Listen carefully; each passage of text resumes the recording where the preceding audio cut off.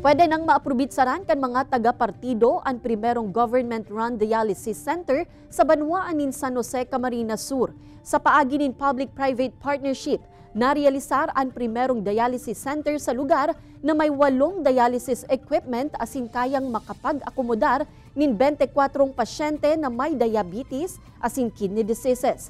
Kasubago kan inaguraran na ang pasilidad na pinanginotan mismo ni DOH Secretary Teodoro Herbosa.